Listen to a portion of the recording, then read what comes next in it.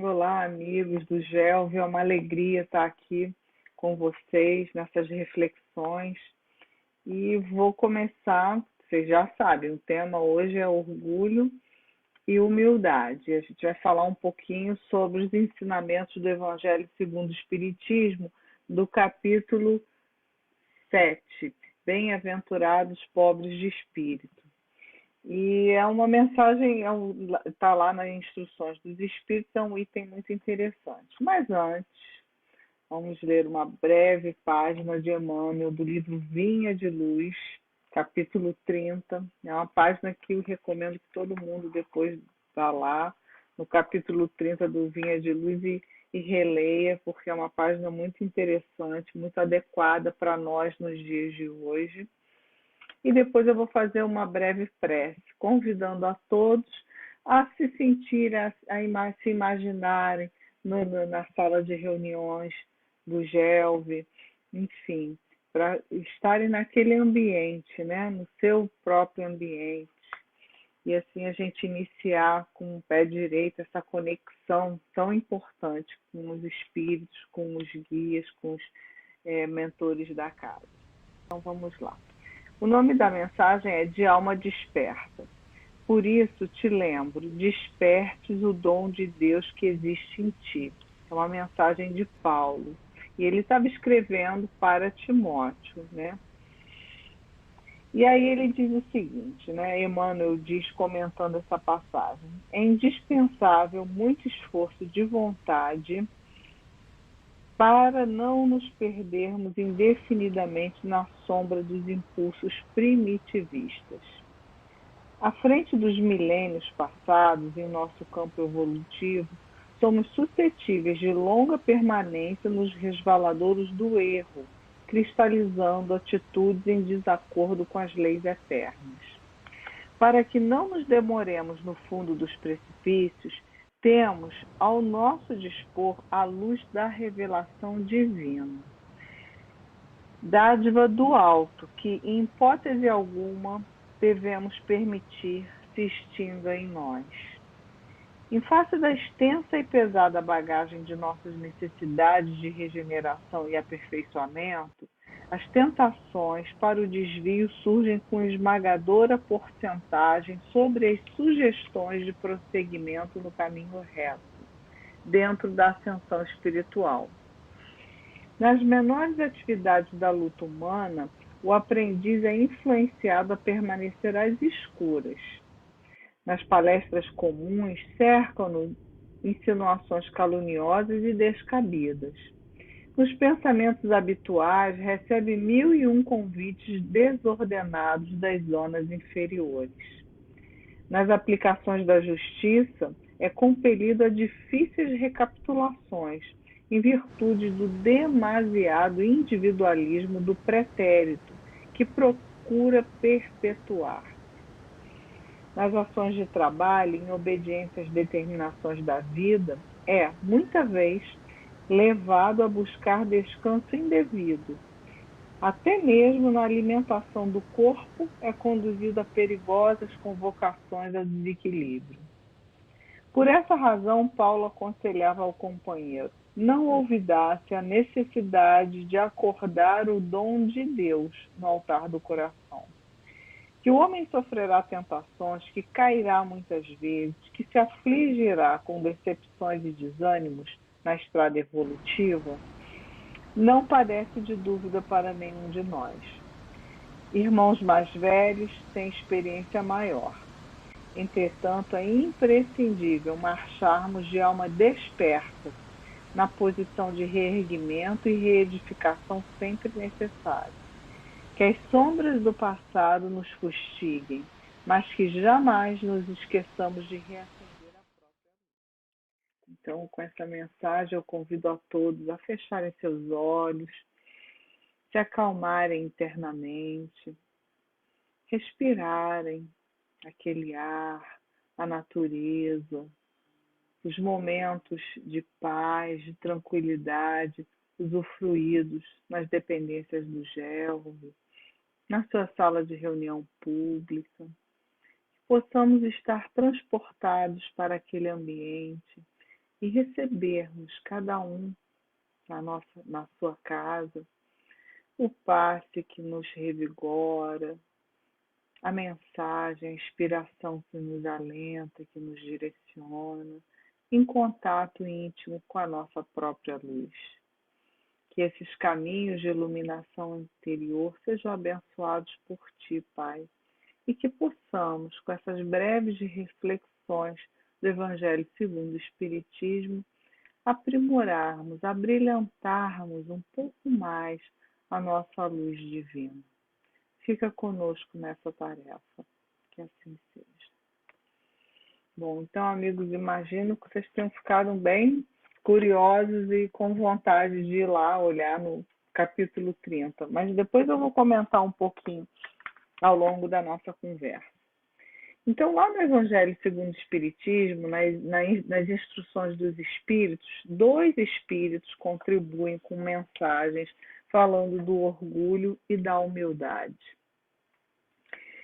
Um deles é Constantino, isso é uma mensagem datada de 1863, e outro é o Adolfo, bispo de Argel, em 1862. Então, a diferença de um ano entre uma mensagem e outra.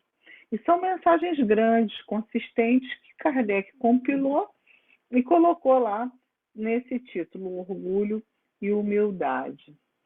E Constantina, que é a mensagem do Espírito que inaugura esse item, ela começa dizendo que a humildade é uma virtude esquecida. Isso lá em 1863. A gente tem certeza que esse tempo de mais de 160 anos que nos separam, ele é quase nada para a espiritualidade, porque as 2 mensagens são muito atuais, né? Elas assim têm assim apenas a gente sente diferença no tempo apenas na linguagem, mas no seu conteúdo elas são muito, muito atuais. E ela diz que a humildade é uma virtude esquecida por nós, porque nós ficamos muito mais presos ao parecer.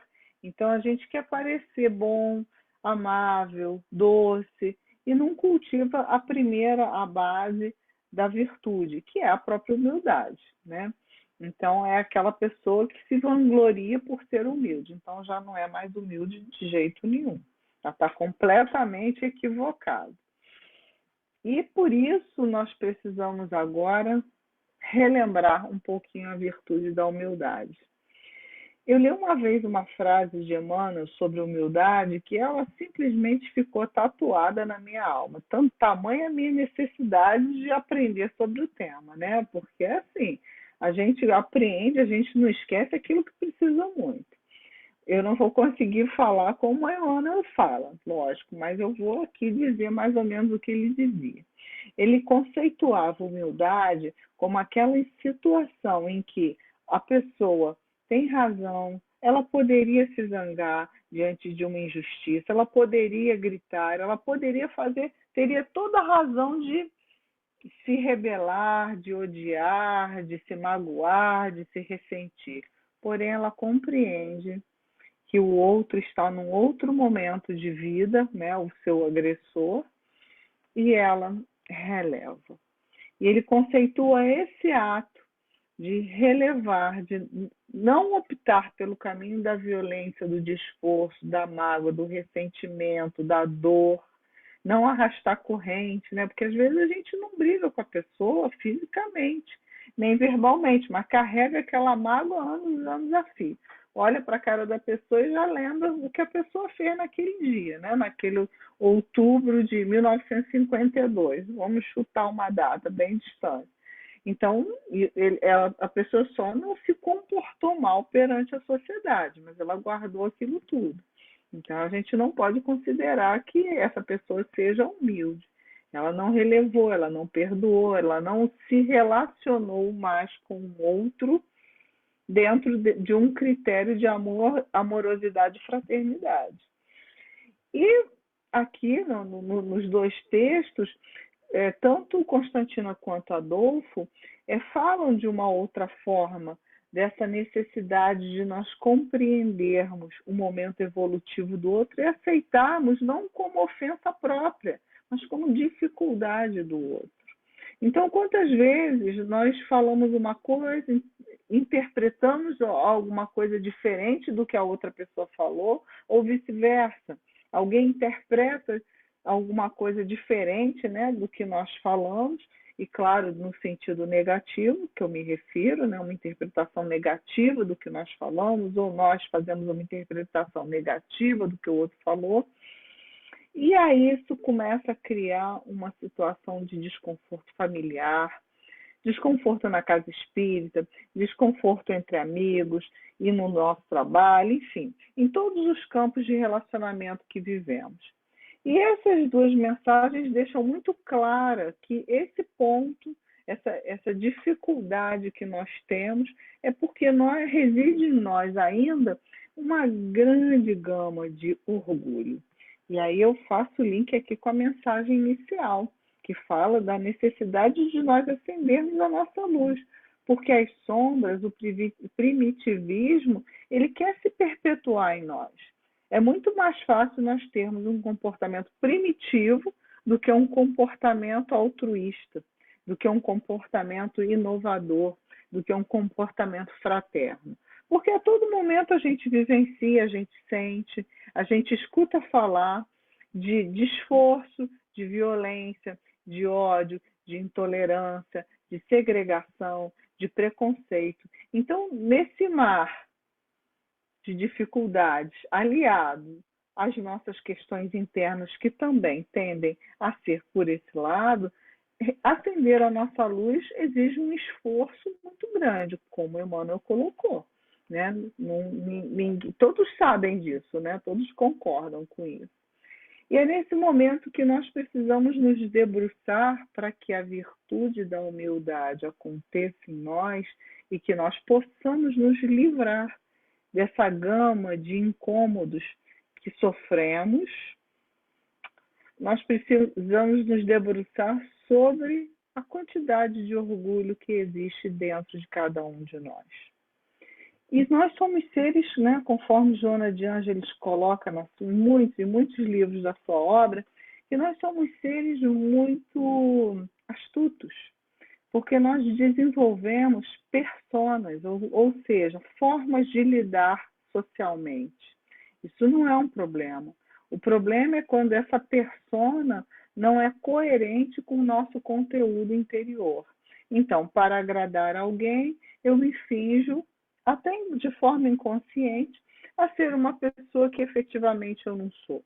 Ao longo de anos, 30 anos, 50 anos de convivência, a gente já adoeceu, porque esse comportamento foi a todo momento contrário ao comportamento que deveria ser a lógica, a coerência dentro de nós, agindo para que nós nos sentíssemos bem, trabalhando, produtivos, né? Nos sentíssemos pessoas importantes. Então, a gente vai negando o nosso conteúdo para agradar o outro, achando que está até agradando, quando na verdade nem está. E o que tudo isso tem a ver com orgulho e com egoísmo? Porque no fundo, a gente ainda procura parecer, quando a gente deveria procurar ser. Aquele que entende, e esse é um caminho difícil para todos nós, como na mensagem inicial, é preciso olhar sempre as nossas luzes e não ficar presos às nossas sombras. Porque quando a gente entende que o nosso caminho ele sempre vai ser pautado por dificuldades, mas que de todas essas dificuldades, ansiedades, até mesmo intolerâncias que carregamos, preconceito, ódio, nós precisamos olhar para essa parte de nós e cuidar, e não ignorar, fingir que nós não somos assim. Isso é orgulho falando. Aquele que ignora suas partes doentes, aquele que acha que é melhor do que os outros, aquele que acha que possui méritos superiores, ele não é um espírito melhor do que o outro, ele é um orgulhoso. Ele é, como na parábola do filho pródigo, é aquele que optou ficar na sombra do Senhor, mas não tinha nenhum valor. Né? E por isso ele se ressentiu tanto quando o filho que saiu, largou, pegou a herança do pai, se arrependeu e voltou, ganhou até festa. Aí o filho que ficou disse, poxa, eu fiquei do teu lado o tempo todo, você nunca me deu um boi, tá dando boi pro outro. Quem era o orgulhoso ali? Naquela cena, naquela passagem, né, do filho pródigo. Eu acho que todos conhecem, né? Me antecipei e não contei a parábola, né? Mas eu vou contar rapidamente, né? Um senhor tinha 2 filhos. Um deles resolveu que não queria mais a fazenda, não queria mais trabalhar ao lado do pai, queria sua parte na herança e saiu. E o pai deu. O outro filho, muito dedicado, ficou ao lado do pai o tempo inteiro. O filho pródigo saiu, vivenciou a vida lá fora, gastou todo o dinheiro, chegou a um ponto de comer com os porcos, porque não tinha mais dinheiro. E aí ele pensou, nossa, lá na casa do meu pai, nem os porcos comem isso aqui que eu estou comendo. Eu vou voltar para a casa do meu pai. Mas ele voltou para pedir um abrigo junto aos empregados do pai, para reiniciar uma história. Ele não voltou para sentar lá na janelinha, não. Ele voltou para pedir isso. E quando o pai viu que o filho voltava, o pai ficou muito feliz e disse, peguem a túnica, o anel, façamos uma festa, vamos matar um bezerro. Enfim, fez uma festa grandiosa. O filho, que estava com ele o tempo inteiro, apenas ficou muito zangado. Disse, nossa, mas eu fiquei do lado do meu pai o tempo inteiro, o outro que foi embora, largou tudo sem saber de nada, gastou o dinheiro da herança dele. Ele recebe tudo, né?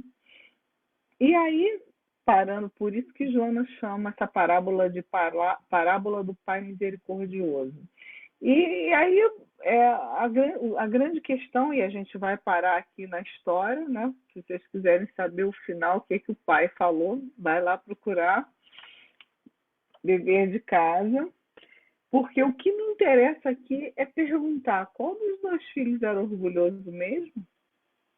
O que foi embora poderia ser, mas ele vivenciou suas dores, ele sofreu a consequência dos seus atos e ele abaixou a cabeça e voltou para a casa do pai, com a proposta de reconstruir aqueles momentos, aquela relação, né? Trabalhar, conviver. Enquanto que aquele que ficou com o pai num comportamento, numa persona, para agradar, para ter segurança, para não se expor, ele ficou muito magoado e invejoso do tratamento que o pai dele tinha dado ao irmão. Então, é esse o ponto, é uma sutileza.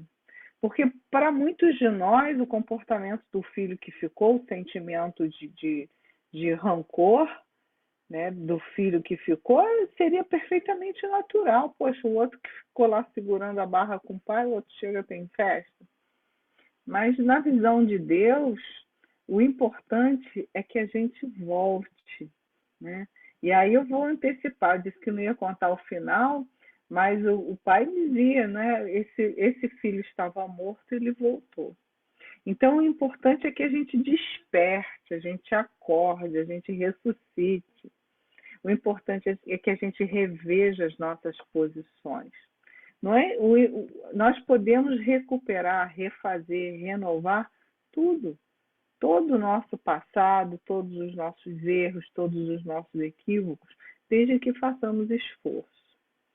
Mas para isso nós precisamos da humildade, porque só a humildade se contrapõe ao orgulho. Porque de outra forma continuamos no nosso discurso trivial, dizendo que estamos somos bons, somos melhores do que o outro, nos magoando, nos ressentimos, porque se somos melhores não poderíamos ser tratados desta ou daquela forma. E, na verdade, quem está falando é o orgulho. É porque está faltando humildade. Então, essas são as minhas reflexões. Aí eu te pergunto, e você é uma pessoa que se ressente muito, que se magoa muito? Porque se for, começa a pensar sobre o orgulho e sobre a humildade.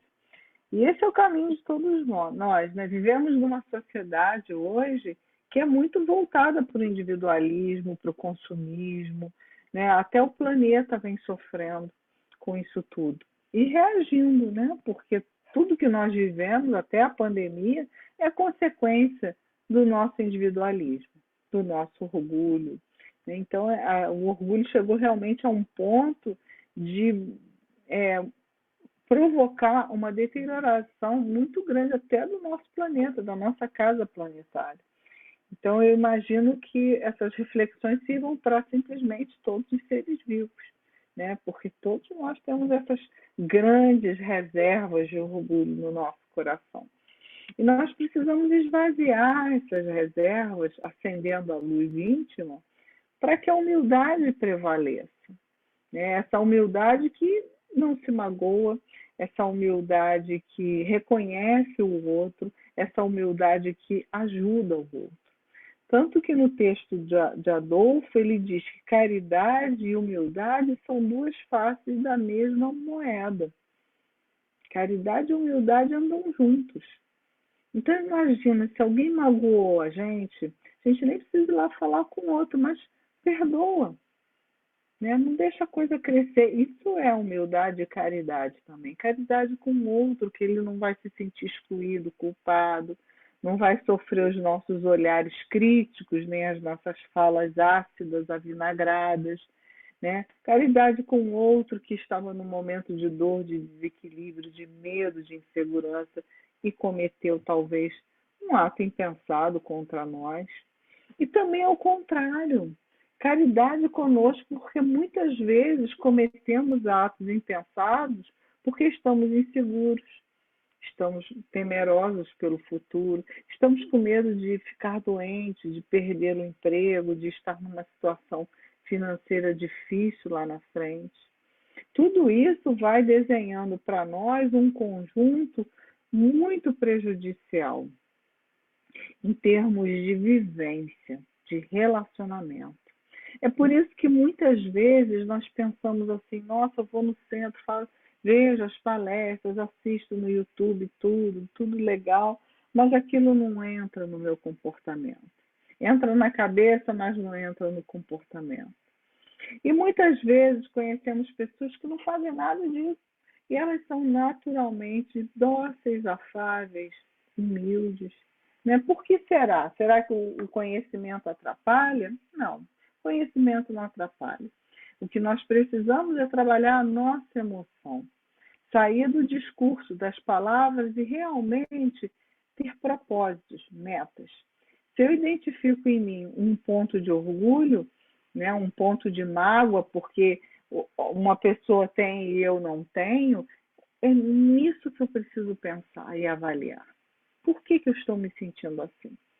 Né? Onde que eu preciso melhorar isso? E buscar realmente o conhecimento, a leitura, as páginas edificantes, a prece, o culto no lar, com foco, pensando mentalmente, é um processo interno, individual, nessa questão. Porque nós, além de estarmos muito bem assessorados pelos nossos mentores espirituais, que têm por nós um amor de pai, como diz o livro lá no livro dos Espíritos, além disso, nós temos também a nossa luz íntima.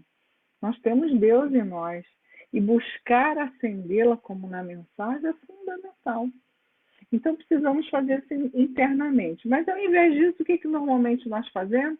Nós dividimos com todo mundo que nós precisamos melhorar, que eu preciso ser humilde, porque aí a gente também está mostrando que nós somos bacaninhas, bonzinhos, e aí já ficamos ali, o nosso orgulho já fica mais assolado. A gente faz ao contrário. Quando a evolução é um caminho silencioso, não é solitário, mas é silencioso. E a gente vai encontrando os nossos amores, os nossos pares, em silêncio, sem falar muito, sem divulgar muito. Então, não sai da vossa mão esquerda o que a direita fizer. Isso vale muito, né? Nós estamos acompanhados por uma nuvem de testemunha. E é o nosso proceder que vai determinar o nosso bem-estar futuro. Em última análise, é isso. Hoje, no dia de hoje, cada um de nós encarnados está trabalhando, está performando, está desenhando, está arquitetando a nossa próxima encarnação. Mas como é isso? Porque a gente está trabalhando o nosso ego. Se nós somos frutos lá de trás das nossas vivências, hoje somos o embrião do nosso futuro. Então, qual é a escolha que faremos hoje? Faremos aquela escolha orgulhosa, aquela escolha que o tempo levará, que nos trará mais expiações e mais dores, ou sinceramente vamos nos curvar, mas não quebrar diante da tempestade? E aí eu tenho uma história para contar, uma história que evangelizadores conhecem, que também não é novidade. Mas é importante a gente pensar nessa história singela. É a história do carvalho e do junco. Todos sabemos que o carvalho é uma árvore muito frondosa, com raízes profundas, né, com uma copa altíssima, com folhas muito bonitas, e é uma árvore que demora muito para crescer. Então, os carvalhos são centenários. E o junco é uma planta, parece um capim grandão, flexível, maleável, mas pequenininho, simples, né? Aparentemente frágil. E o junco ele nasce na beirada do rio sempre, né? O local dele. E certa vez o carvalho estava de um lado da margem do rio e o junco do outro lado exposto ao sol. E o carvalho disse: poxa, que pena que você está aí do outro lado, porque se você estivesse aqui embaixo de mim, da minha sombra, eu te protegeria. Eu te daria amparo, como faço aqui com essas plantinhas que estão abaixo de mim. E o junco ouviu aquilo, ficou quieto, não falou nada. E aí o tempo passou, veio a tempestade, e foi uma tempestade muito intensa, né? Essa tempestade semelhante àquela que nós passamos, né? Nesses tempos atuais, que o planeta Terra passa. E aconteceu no dia seguinte, né? Depois dessa tempestade muito forte, e o junco se dobrou e voltou no vento, e ele conseguiu ficar ali, né? Porque ele é flexível. E o que aconteceu com o carvalho? Ele caiu. O carvalho foi derrubado. A grande tempestade derrubou o carvalho, mas não o junco. Então, olha a importância da humildade nos tempos de tempestade. A humildade nos fortalece. A humildade nos torna flexíveis. Quando agimos com preconceito, com orgulho, nós somos inflexíveis. Nós vamos cair na tempestade. Mas quando nós agimos com amor ao próximo, humildade, compreendendo o momento do outro, a diversidade, a escolha do outro, e também a nossa escolha, o nosso momento, os nossos erros, nós estamos nos exercitando, nos flexibilizando. Isso, claro, é muito diferente de ser conivente com o erro. Mas se o erro aconteceu, se o que não foi bom aconteceu, é como na mensagem aqui inicial. Isso a gente sabe, isso é da gente, isso é do humano. Nós devemos nos recolher, refletir para não fazer igual ou para melhorarmos, se for nós o gatilho disso tudo. E não nos dedicarmos à inflexibilidade da crítica, à inflexibilidade do ressentimento, da mágoa, da polarização, da discussão acirrada, da colocação, né, de se posicionar neste ou naquele local. Se nós estamos conscientes da nossa posição, né, da nossa ideologia, do que a gente acha, qual o problema? Não precisamos degladiar com ninguém por causa disso. Mas se somos orgulhosos, nós queremos prevalecer, não é? E aí a gente tem que brigar. Então precisamos entender esse caldeirão de emoções e de pensamentos que hoje assola toda a sociedade. Cada um de nós em nossas casas, com os nossos filhos, nossos netos, nossos companheiros, nossas companheiras, e também socialmente. politicamente, sanitariamente, em todas as nossas relações. Ninguém tem dúvida que hoje vivemos o vendaval. E a grande pergunta é: nós temos a humildade do junco ou nós sofremos do orgulho do carvalho?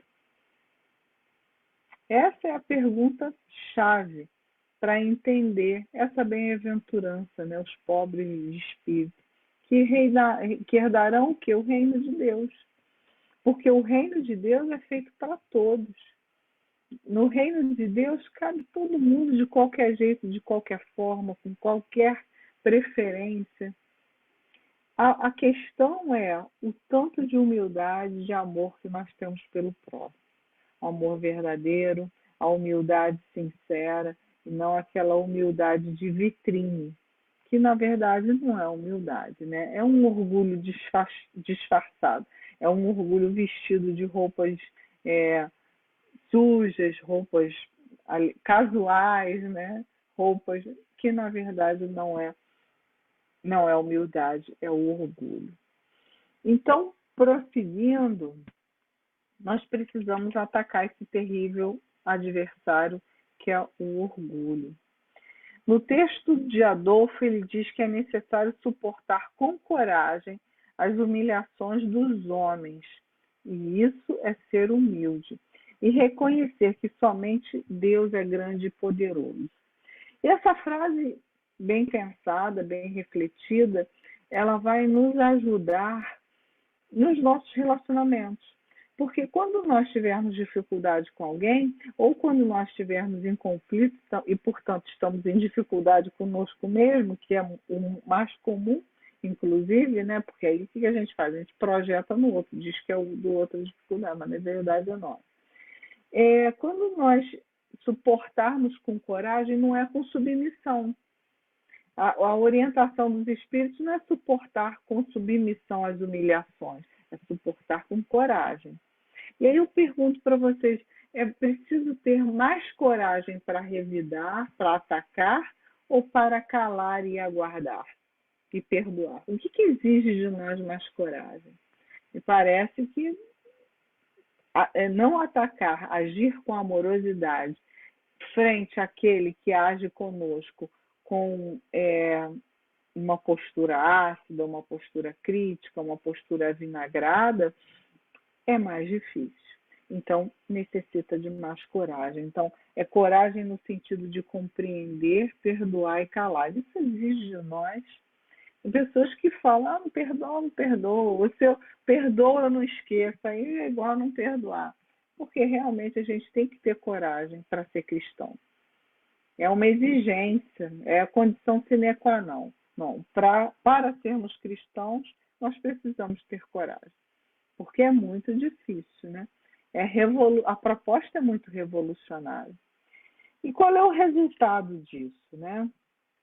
O resultado da vivência dessa proposta revolucionária. Em primeiro lugar, né, efeito da humildade. Reconhecer que somente Deus é grande e poderoso. Isso quer dizer o quê? Que o meu orgulho tende a se esvaziar. Porque se eu reconheço a grandiosidade e o poder de Deus, eu estou dizendo que, gente, um vírus derruba a gente. Um vírus tira a gente do trabalho, impede a gente de sair de casa e nos ameaça de forma letal.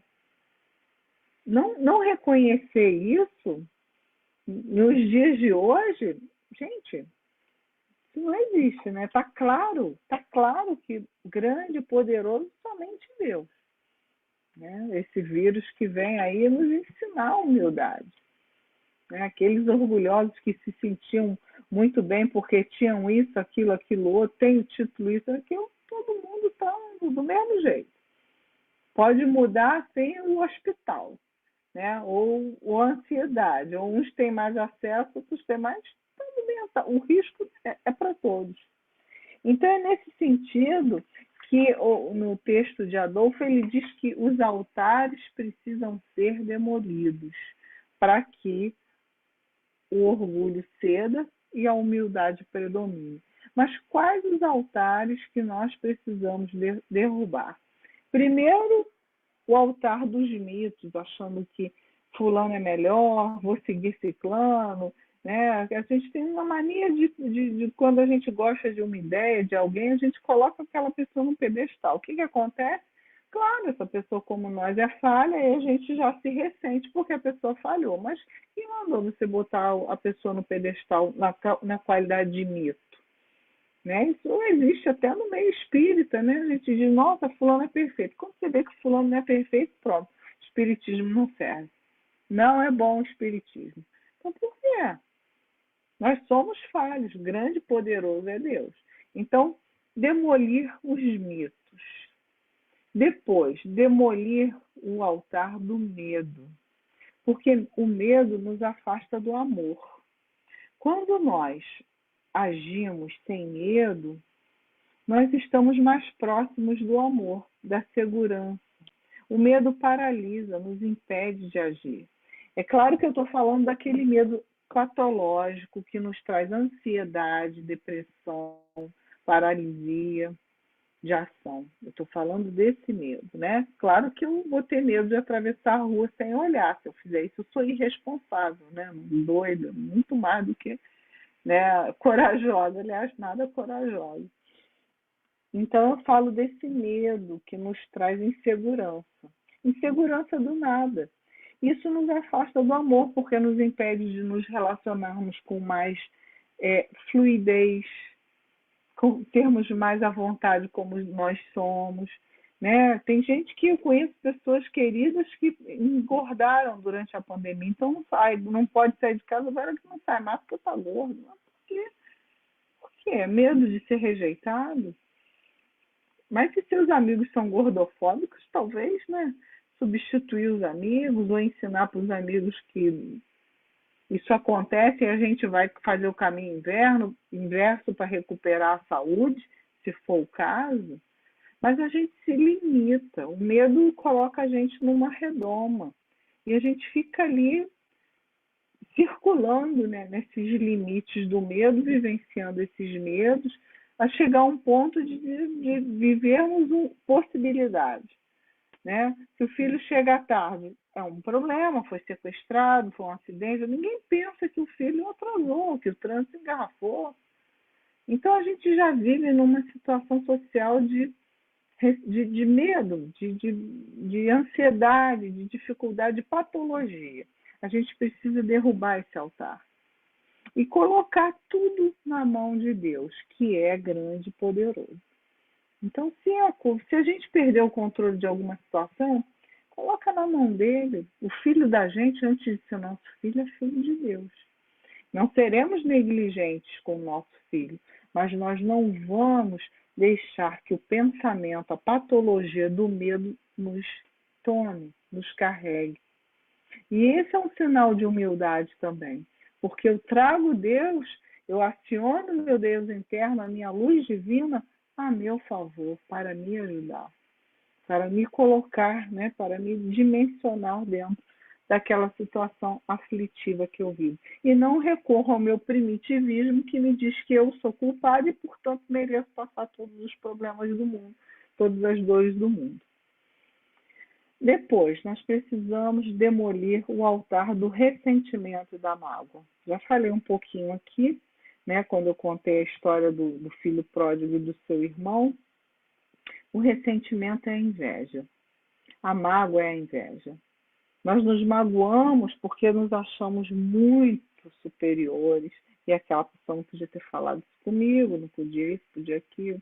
Nos ressentimos porque não somos nada disso, mas a gente queria tanto ser, e a gente fica nesse altarzinho do ressentimento e da mágoa, quando a gente deveria abandonar qualquer tipo de mágoa, de ressentimento. Falou mal com você?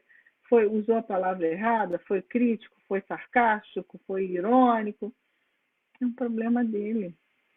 O seu problema é não reagir a isso, porque você sabe quem você é. Aí, de novo, entra o silêncio. O silêncio é sensacional. É o silêncio de saber quem é. Depois, precisamos demolir o altar da culpa. Nos sentimos muito culpados por tantas coisas, e até devemos, né? É justificável o nosso passado, mas não é culpa que a gente deve trabalhar, sentir, dar vazão, e sim responsabilidade. Então, se você se sente culpado por alguma questão, por alguma divergência, por alguma atitude que não deveria ter tomado, mas tomou, corre lá e repara. Desculpa, perdão, um pensamento impresso se essa pessoa já não estiver mais com você na caminhada. O trabalho voluntário, né, em nome dessa reparação. Tudo isso é contribuir para derrubar esses altares do orgulho, porque enquanto a gente está ali na culpa e não repara, é o nosso orgulho que está ali em conflito com o que a gente precisa ser. É aquele comportamento incoerente que eu já falei aqui. E a gente precisa ter o comportamento, a persona externa, coerente com o nosso Deus interno. Quando isso não acontece, o que a gente sofre? Doença, dor, ressentimento, mágoa, culpa e por aí afora. E a gente pode dar outros nomes para isso tudo que eu elenquei. A gente pode falar assim, dor de cabeça, doenças de pele, cânceres, enfim, toda uma gama de desconforto, baixa imunidade, tudo isso está atrelado às patologias, né? Porque quem adoece primeiro é o espírito, o corpo adoece depois. E o que a gente pretende aqui, né, nós juntos, é tentar resgatar, tornar o nosso espírito saudável, o mais que a gente conseguir nessa encarnação. Mesmo que seja só um pouquinho, não tem problema, depois a gente vai na outra continuar na mesma tarefa. Mas um pouquinho só que a gente conseguir avançar, nós já vamos nos sentir bem melhores. E depois a gente precisa derrubar um altar que também nos impacta muito, que é o altar das expectativas. Nós esperamos que o outro faça por nós o que nós não fazemos por nós. Não, esse altar tem que ser demolido.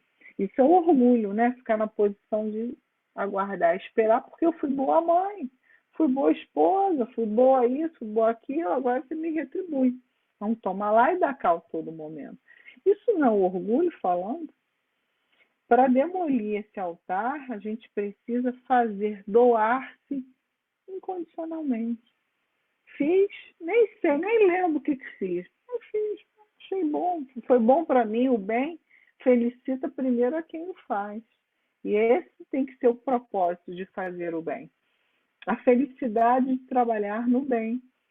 Ela começa, não é quando o bem, quando Deus olha para a gente e diz, você foi tão bonzinho, porque Deus não vai fazer isso, a gente está num caminho evolutivo. Deus não vai me retribuir, recompensar, eu não sou servidora, né? Não sou funcionária de Deus, eu sou servidora dessa obra toda. E participar dessa obra é me regenerar. Isso é diferente do tomar lá e da cá, né? Do servidor que faz mercancia com as coisas que já fez, né? Quantas vezes a gente vê nos livros espíritas, né? Espíritos que aguardam, mas eu fui tão bom, como é que eu sofri isso? Aí se revolta com Deus. Revolta com Deus é o quê? É o outro nome do orgulho. Porque se a gente sabe que Deus é grande, poderoso, soberanamente justo e bom, a gente não se revolta com ele. Quem se revolta com Deus é orgulhoso. São esses pontos que essas duas mensagens traz para nós e que nós precisamos refletir com muito cuidado e sempre. Então, daqui a pouco vai lá e lê de novo e pensa de novo. Como é que eu estou, né, nesse caminho? Como é que está o meu orgulho? Como é que está a minha humildade? Vai lá e revê, reavalia para mexer nesses altares, né, nesses lugares que a gente vai criando dentro de nós, que são reservas do nosso orgulho, porque o orgulho é algo conhecido nosso, a humildade talvez nem tanto. Então é mais fácil a gente voltar para o orgulho do que criar a humildade. Mas o nosso trabalho aqui exige um esforço hercúleo, é de iluminação. Então, outra coisa que eu gostaria de colocar para vocês é que a coragem cristã nos exige o desarmamento. Isso é um ato de humildade, né? Quando nós nos desarmamos, quantas vezes vamos nos relacionar já sabendo, sei como é que fulano pensa. Já sei o que vai dizer, já sei o que vai fazer. A gente precisa treinar mesmo, abandonar esse já sei que. Porque muitas vezes o outro, na verdade, ele quer uma brecha para ser diferente e a gente inconscientemente cobra que ele seja igual. Isso é um ato de orgulho. Deixa o outro. Não faça, não crie expectativa, se desarme com relação ao outro. Isso vai trazer para nós um ganho extraordinário. Nós vamos começar a sentir a paz, a mansuetude, a docilidade, a afabilidade, e aí a gente vai acordar um dia e vai dizer, nossa, acho até que consegui ser um pouquinho humilde aqui ou ali. Porque é outra curiosidade dessa virtude incrível, que é a humildade. Aqueles que são verdadeiramente humildes, eles não se reconhecem como tal. Eles não se reconhecem porque eles estão sempre olhando para o seu lado orgulhoso, tentando se melhorar, se recuperar, se iluminar. Eles não perdem tempo com a felicidade de ter a virtude da humildade, porque exatamente a humildade ela amplia tanto a nossa consciência que nós vamos focar na recuperação da nossa parte que ainda não está condizente com a lei de Deus. Esse é o ponto. Por isso que o humilde ele não se reconhece humilde. Quem fosse perguntar a Chico Xavier se ele era humilde, ele dizia que de jeito nenhum. Que ainda tem tanto orgulho dentro dele para ele, né? Até a peruca que ele gostaria, né? Não queria deixar abrir mão da peruca, né? Daquela alma bondosa que para nós é um exemplo de humildade, amor, resignação. Ele não se intitularia como uma pessoa humilde. Penso que se nós perguntássemos a qualquer espírito que nos acompanhe, e aí, você já aprendeu a ser humilde? Eu dizer que não, porque a humildade, aquele que tem a humildade, ele está olhando para o que ele ainda precisa fazer, e não para o que ele já adquiriu em termos de virtude.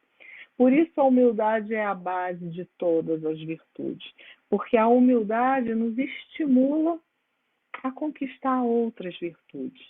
E como somos perfectíveis, né, estamos em constante processo de perfeição e de aperfeiçoamento, nós teremos sempre um trabalho para fazer dentro de nós mesmos.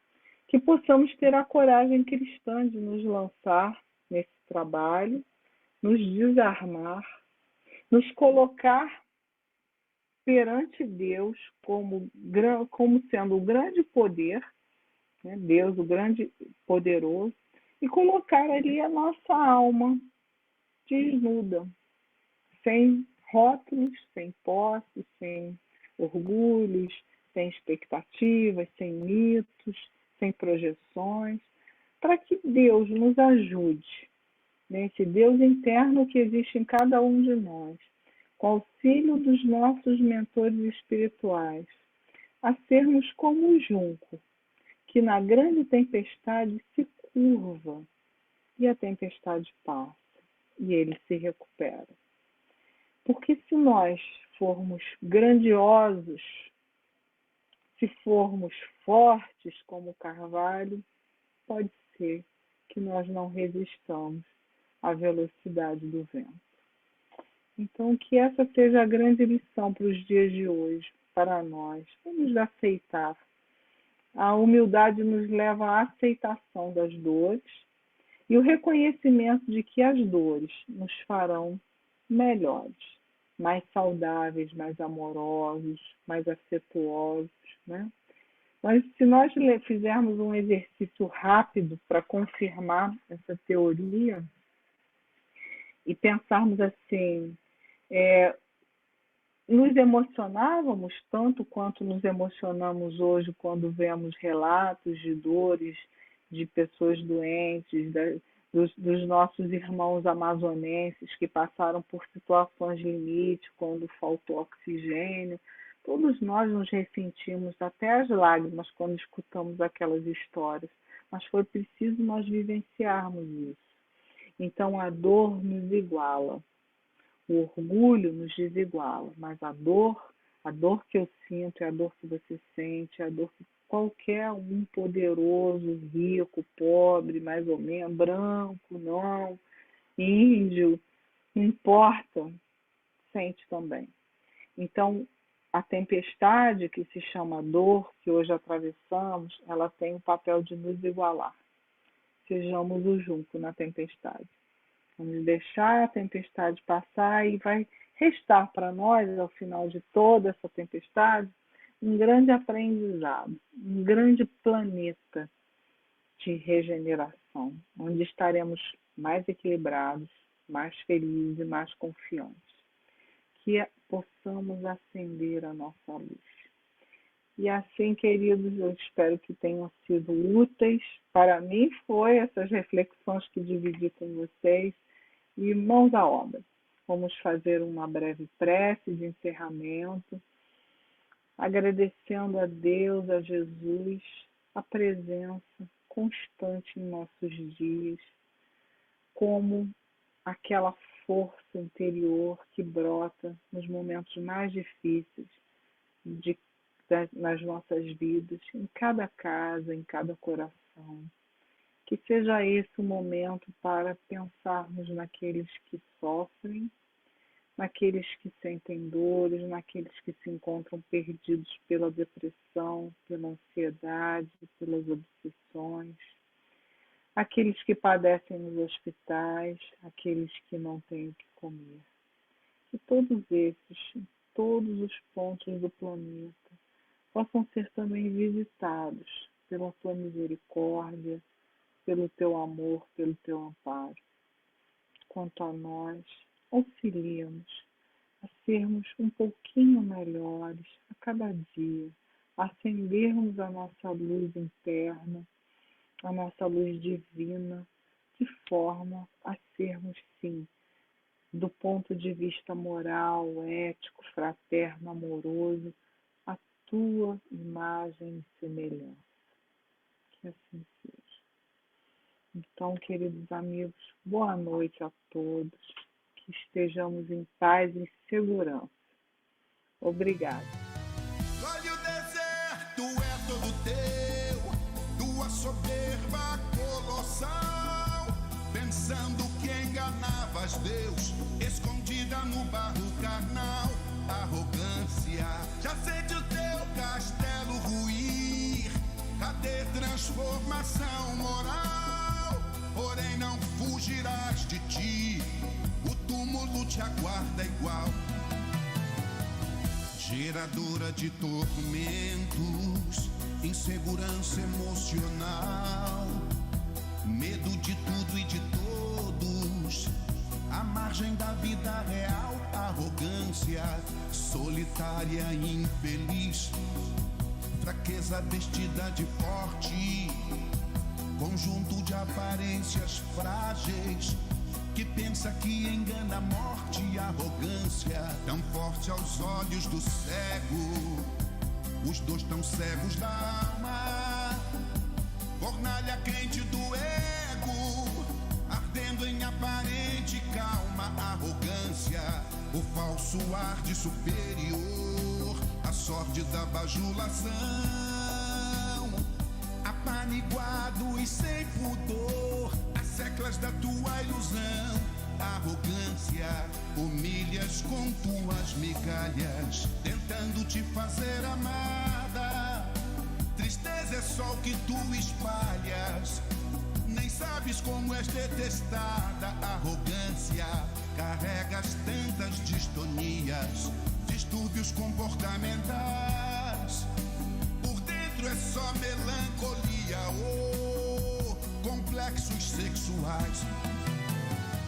Olha, o deserto é todo teu, tua soberba colossal, pensando que enganavas Deus, escondida no barro carnal, arrogância, já sente o teu castelo ruir, cadê transformação moral? Porém não fugirás de ti, o túmulo te aguarda igual, arrogância. Olha, o deserto é todo teu, tua soberba colossal, voz Deus, escondida no barro carnal. Arrogância, já sente o teu castelo ruir. Cadê transformação moral? Porém não fugirás de ti, o túmulo te aguarda igual. Arrogância.